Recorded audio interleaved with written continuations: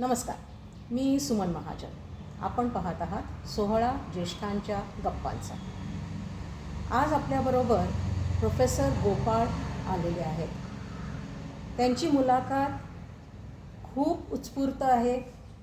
खूप छान बोलतात ते. आपल्याला त्यांच्या आयुष्यातल्या लहानपणीच्या काही वेगवेगळ्या कहाण्या, काही कथा किंवा काही अनुभव असे ते सांगतील. याच्यातून आपल्याला काही गोष्टी शिकायला मिळतील आणि काही गोष्टींमध्ये मजा येईल. तर आता हे आहेत आपले मिस्टर गोपाल. ते प्रोफेसर आहेत. आणि येस मिस्टर गोपाल, कसे आहात? Good morning. Good morning. कसे आहात? I am doing good. बरा हो. बरे आहात? हां. मस्त. माझा मराठी थोडं असं होईल, कच्चं आहे. कष्ट आहे, पण मी बोलतो. Very good. तुमचं बालपण कुठे गेलं? आमचं बालपण म्हणजे 1 ते 5 वर्ष आम्ही विलेजमध्ये होतो. कुठचं विलेज? विलेज आहे तमिळनाडूमध्ये. एकदम छोटासा विलेज म्हणजे पोरंबूर नावचे आहे. कोणी ऐकलं तरी नसेल. त्यावेळी इलेक्ट्रिसिटी नव्हतं, पाणी नव्हतं, काही नव्हतं. फक्त 2 स्ट्रीट्स होतं. एक ब्राह्मणच्या स्ट्रीट आणि एक नॉन ब्राह्मणच्या स्ट्रीट. बरं. तिकडे आमचं विथ ग्रँडफादर ग्रँडमदर ते झालं. बरं. तिथे किती वर्ष राहिलात तुम्ही? 5 वर्ष. 5 वर्ष. 1 to 5. तेव्हाच्या तुमच्या काही आठवणी आहेत का की ज्या तुम्ही आत्ता सांगू शकाल? आय मीन स्वतःच्या आठवणी नाही, पण जे आम्ही म्हणतात ना अनेक्डोटल, हां. तसं 1-2 गोष्ट आहेत जो मला वाटतं ते सांगण्यालायक आहे. एक गोष्ट असं आहे की आम्ही एकदा ऑलमोस्ट विलेजच्या पॉन्डमध्ये ड्राऊन झालो होतो. कसं काय? आम्ही होतं 3 की 3.5 आणि तिकडे विलेजमध्ये ना ते काऊज वगैरे ते पॉन्डला घेऊन जाऊन ते बेदिंग करतात. आणि मी एवढं लहान होतं, ते 7-8 काऊज होते. मी एकांच्या टेल पकडून राईट त्याच्या पाठी केलं. तो काऊ पॉन्डमध्ये उतरला आणि मी पण उतरलो त्याच्यात. अरे बापरे. नंतर काय झालं की ते काऊला स्विमिंग येताना ते स्विम करून सेंटरपर्यंत गेला. अरे बापरे. आणि त्यावेळी असं सांगितलं आम्हाला की आम्ही ते पकडून ते ड्राऊन झालं. अँड लकीली जे विलेजेस होते तिकडे ते लोक येऊन मला वाचून दिले. अच्छा. आणि आता या वेळची गोष्ट असं आहे की मला असं वाटतं की त्याचे कारण मी कधी स्विमिंग शिकू शकलं नाही. एवढे घाबरलात तुम्ही त्यावेळेला? असं वाटतं मला, कारण खूप ट्राय केलं मी स्विमिंग शिकायला, पण होत नाही. हे मला अनेक्डोटल म्हणतात तसं. हे असं तुम्हाला कोणीतरी सांगितलेलं तुमच्या मोठ्या घरातल्या मोठ्यांनी? आणि यापेक्षा आणखीन एक आहे की हे एकदम ऑपोजिट आहे. ऑपोजिट कसं मी नंतर सांगतो. असं मला सांगितलं आहे की आम्ही 4 किंवा 5 वर्षाचे होतं ना, त्यावेळी आम्ही एक स्नेक हातात धरलं. बरं. घाबरला नाहीत? नाही, आम्हाला आता आठवण नाही ना, पण घाबरलं असलं तर मी ते सोडून दिलं धरलं. आणि ते आता हातात पकडून ते आम्ही म्हणत होतो की अत्वम म्हणतात ना, गांडूळ. गांडूळ. हां, मी सगळ्यांना म्हणत होतो हे बघा अत्वम आहे, अत्वम आहे. आणि सगळे लोक घाबरले आणि हळूहळू मला सांगून, खूप प्रेमाने सांगून मला ते सोडायला सांगितलं. तर मी खाली घालून. द सॅड पार्ट ना, तिच्यानंतर ते लोकांनी ते स्नेकला मारलं. कारण त्यावेळी विलेजमध्ये म्हणजे काय, ते स्नेक घाबरण्याचे विषय आहे. आता मी सांगतो ऑपोजिट काय, मला स्नेक्स खूप आवडतात. I will not touch a snake. आमच्या घरात इकडे तुम्ही पाहिलं की किती झाड वगैरे आहे, स्नेक्स येतात आणि म्हणतो असू दे. सो ऑपोजिट, ते पाणीमधनं नो स्विमिंग, पण स्नेक लाईकिंग, तसं आमच्यात आहे. Good good good. इंटरेस्टिंग आहे दोन्ही गोष्टी. मग त्याच्यानंतर तुम्ही कुठे होता? त्याच्यानंतर आम्ही मुंबई आलो. आम्ही माटंगामध्ये राहत होतो. बरं.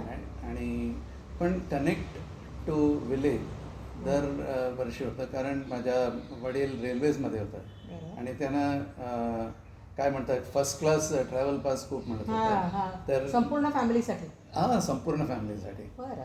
ते आता ते पण खूप गंमतचे विषय आहे, कारण त्यावेळी ना फर्स्ट क्लास एक डिब्बा होता आणि ते फुल डिब्बा आमचं होतं, ते घरसारखं. आणि गरमी असल्यामुळे ते डिब्बेत एक स्पेस आहे आणि एवढं आईस बिग पीस ए सी सारखं तिकडे स्टेशनमध्ये. कारण माझ्या वडील रेल्वेजमध्ये होता, तर त्यांचा हे प्रिव्हिलेज होता. तर मोठं ब्लॉक्स आणून तिथे ना, तर आम्हाला काही त्रास झाला म्हणजे नाही. प्रवासात तुम्हाला गरम नाही झालं? गरम नाही झालं, काही त्रास झाला नाही. Good good. आणि ते विलेजला दिवाळी वेकेशन्स आणि समर वेकेशन दोन्हीसाठी आम्ही जातो दरवर्षी. दरवर्षी. आणि त्या आमच्या वय होतं 12, 13, 14 ना.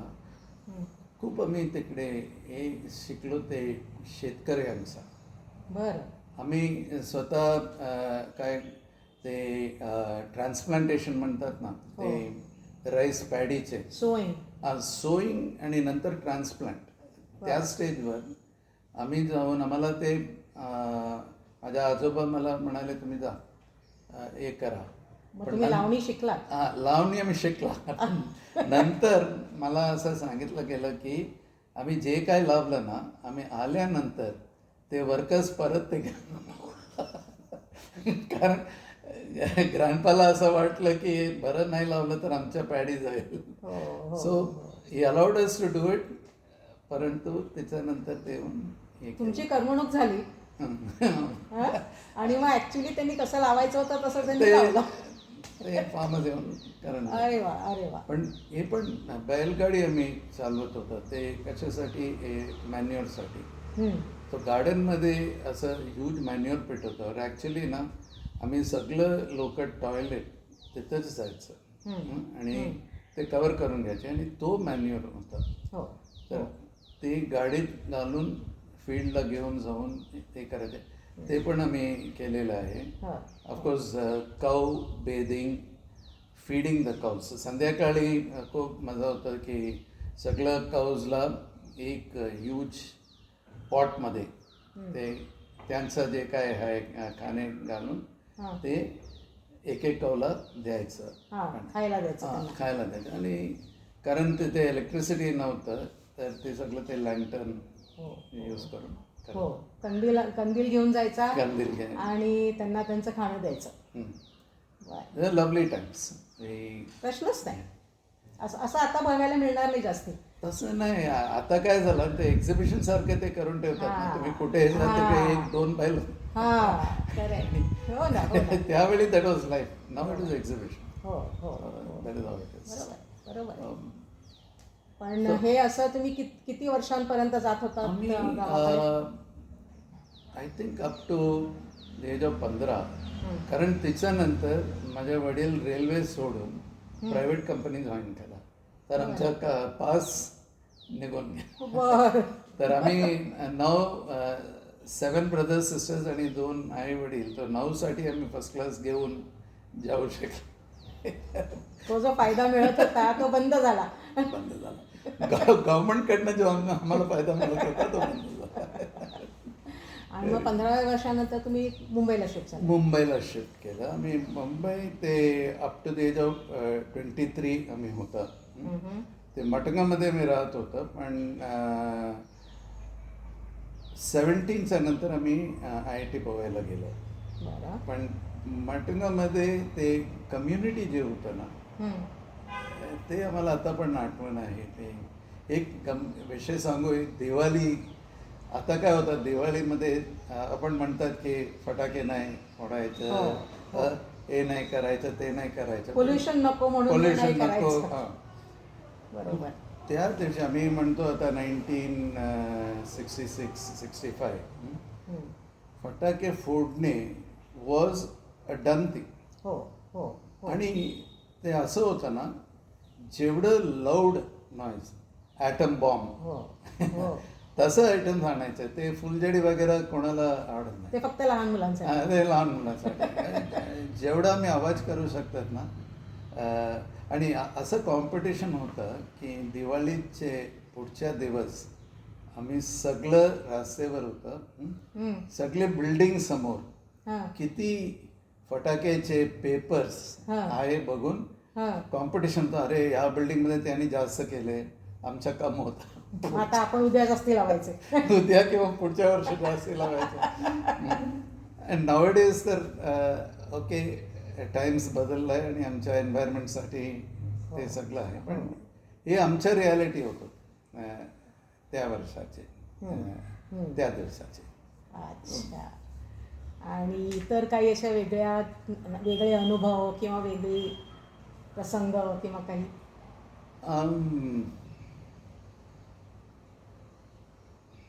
आता एवढंच आहे. नाही, nothing is coming to mind at the moment. Right, so pause. तुम्ही पिक्चरला जात होतात का? हे बघ, आमच्या घरात ना, I mean we were not very rich आणि आम्ही 7 लोक होतो. पण एक छोटीशी गंमत सांगू. ते कसंही माझ्या डॅडी एक मॉरिस मायनर खरेदी केला. तुम्हाला कसं आहे होतं मॉरिस मायनर, तुम्हाला ते आठवण आहे की तुम्ही बघितलं माहीत नाही, पण अगदी लहान आमच्या ऑल्टोच्या पण पेक्षा ते थोडं कमी होतं. पहिल्यांदा रात्री आम्ही सगळं 9 त्यामध्ये घुसून पिक्चरसाठी निघालो. कसं आम्ही बसलं परत आम्ही करू शकता का ते आम्हाला माहित नाही, पण 9 ऑफ अस मॉरिस मायनर मध्ये त्याच्या मांडीवर तो त्याच्या मांडीवर लहान होतं ना, सगळं निघालं. आणि जाताना माझ्या वडील एक टॅक्सीला टोकलं. तर पिक्चर मध्ये ड्रामा नसता रस्त्यावर ड्रामा झाला तर खूप भांडण झालं. खूप भांडण झालं. तर त्यांना काहीतरी पैसे दिलं आणि पिक्चर न बघता आम्ही परत आलो. पण आम्हाला ना हे नवरात्राचे वेळेला कम्युनिटी पिक्चर हे होतं. कम्युनिटी म्हणजे काय, दर बिल्डिंगमध्ये ते स्क्रीन लावून प्रोजेक्टर लावून ते मूवी हायर करून दाखवत होतं दर रात्री. आणि ही मूवी त्या दिवशी ते रील्स होतात. तर 16 रील आणायचं, एक रील संपला दुसरा असं कर. आता ते एक जुगाड असं झालं की दर बिल्डिंगमध्ये पिक्चर दाखवायचं. आणि असं आम्ही आय मीन बिल्डिंगवाले सगळे मिळून हे केले की तुम्ही 9 वाजता स्टार्ट करा, तुम्ही 9:15 स्टार्ट करा, तुम्ही 9:30 स्टार्ट करा. एका असं केलं, फक्त एक पिक्चर हायर करायचं. हे 9 वाजता एक रील दाखवलं ना, त्याच्यानंतर ते दुसरे बिल्डिंगवाले ते रील चटकन घेऊन जाऊन तिकडे लावतात. आम्ही दुसरं रील लावतो. 15 मिनिटं झाल्यावर तिसरे बिल्डिंग पहिले रील घेतात, दुसरे बिल्डिंग दुसरं रील आणि आमच्या तिसरं. तर विथ 1 हायर 5 किंवा 6 बिल्डिंगमध्ये लोक बघून घेतलं. आणि एका रीलची किती किंमत असायची? किंमत मला आठवण नाही, कारण आम्ही ते ऑर्गनायझिंग कमिटीमध्ये नव्हतं ना, आपण फक्त ऑडियन्समध्ये ते बघायचं. पण एक झालं की एकदा ते डिस्ट्रीब्युटर त्या या साईडला आला आणि त्याने बघितलं, अरे आमच्या एकच पिक्चर 3, 4, 5 मध्ये होत आहे. ते जुगाड त्याने बंद केले आणि after that it didn't happen. म्हणजे दर 15 मिनिटांनी तुम्हाला एक इंटरव्हल होता? नाही, इंटरव्हल नाही ना, एक रील असं 15 मिनिटं झालं ना, ते काढून दुसरं रील लावायचं ना, म्हणजे तो इंटरव्हल 1 मिनिटचा. पण ते दुसरं बिल्डिंगवाले ते पहिले रील घेऊन पळून तिकडे जाऊन लावतात. हे रिले रेस सारखं. आम्हाला हे खूप आवडलं. जुगाड काहीसा केला पण ऑफकोर्स असे असे पकडून जुगाड गेले. असे जुगाड केल्यावर मजा येते.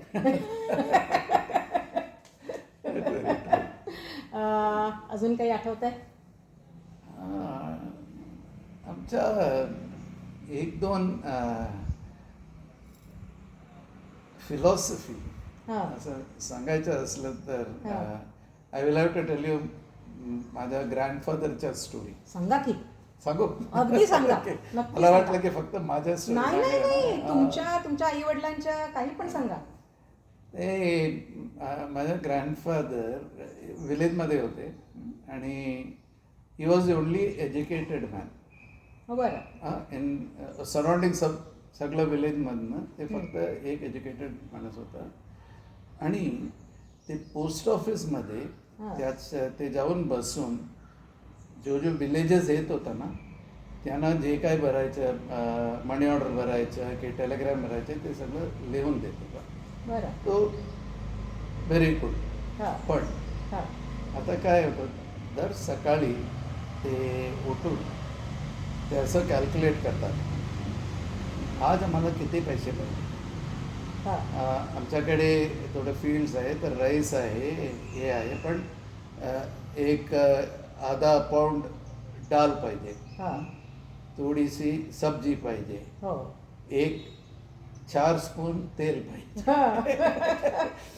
दिवसाचं ते कॅल्क्युलेट करून ते बरोबर. असं लिहितात की बरं आज आम्हाला 8 आणा अर्न खर्च आहे. करायलाच पाहिजे. खर्च आहे. हां, आणि माझ्यासाठी 1 आणा पान सुपारी. तर काय होतं, ते जाऊन बसतात पोस्ट ऑफिसमध्ये आणि पीपल येत होता ना तर ते असं कॅल्क्युलेट करतात आत्ता 8 आणा झाला तर बंद करतात. किती बी टाईम होऊ दे, 11 होऊ दे, 10 होऊ दे, 12 होऊ दे, 8 आणा झाल्यावर बंद करून घरी येतात. बाकी सगळं विलेजेस पुढच्या दिवशी म्हणजे त्यांना गरज होती तेवढे पैसे कमावले तेवढंच. की संपलं. संपला. आणि फिलॉसॉफी काय, त्यांना कोणी विचारलं असं काय करतात तुम्ही फ्युचरला काय हे काय, त्या तमिळमध्ये ते फार छान वाटतं की मरो मेचमो तण्णी उतवा. दॅट इज जे ट्री लावतात ना ते पाणी भरून देतात. आम्हाला कोणीतरी ते आणलेलं आहे ते आम्हाला बघून मला ते फिलॉसॉफी मला आजपर्यंत आवडतात आणि मी थोडं फॉलो पण करतो.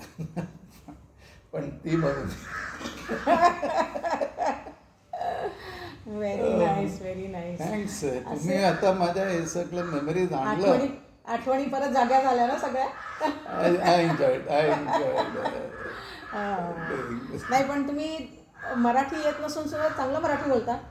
हो पण तुम्ही आता बघा ना या मराठीत I am not talking to somebody ना, नाहीतर मला खूप प्रॉब्लेम असं होतं की केव्हा प्लोरल म्हणायचे केव्हा सिंग्युलर म्हणायचे आणि कधी कधी इट अपियर्स खूप रूढ असतात. म्हणून मला मराठी कळतं, ऐकून घेतो, समजून घेतो, पण जास्त बोलत नाही. यावेळी तुम्ही म्हणाले मराठीत बोलायचं, so that also I miss. Thank you. म्हणजे तुम्हाला प्रॅक्टिस झाली थोडं मराठी बोलायची. Very true. हां. असेच अनुभव मला परत कधीतरी ऐकायला आवडतील. शुअर. हां. तर आज आपल्याबरोबर श्री गोपाल होते. त्यांच्याशी छान गप्पा झाल्या. त्यांचे अनेक इतर अनुभवसुद्धा केव्हा ना केव्हा ऐकूया आपण. पुढे केव्हा संधी मिळते बघूया. तोपर्यंत माझा 16 ज्येष्ठांच्या गप्पांचा हा चॅनल तुम्ही जरूर बघा, लाईक करा, सबस्क्राईब करा. तुमच्या मित्रमैत्रिणींना, नातेवाईकांना हा माझा चॅनल बघायला प्रवृत्त करा. आणि आता श्री गोपाल यांना 16 ज्येष्ठांच्या गप्पांचा यांच्याकडून एक छोटंसं टोकन देते. धन्यवाद. थँक्यू. आणि केअर फाउंडेशन नावाची एक संस्था आहे, NGO आहे. ते एन्व्हायरमेंटवरती ते त्यांचं काम NGO चालवतात. त्यांच्याकडून तुम्हाला एक जास्वंदीचं रोप देते. That's very nice. त्यांचं एक वेगळंच कार्य आहे. श्री मयूर असे ते आहेत आणि त्यांनी क्लासेस पण चालवतात शिकवण्याचे आणि त्याचबरोबर ते केअर फाउंडेशन नावाचं एन्व्हायरमेंटवरती एक NGO चालवतात. तर त्यांच्यातर्फे हे आहे. सध्यापुरतं धन्यवाद. पाहत रहा सोहळा ज्येष्ठांच्या गप्पांचा. धन्यवाद. लवकरच मी येते माझ्या पुढच्या मुलाखतीबरोबर. तोपर्यंत भेटूया परत.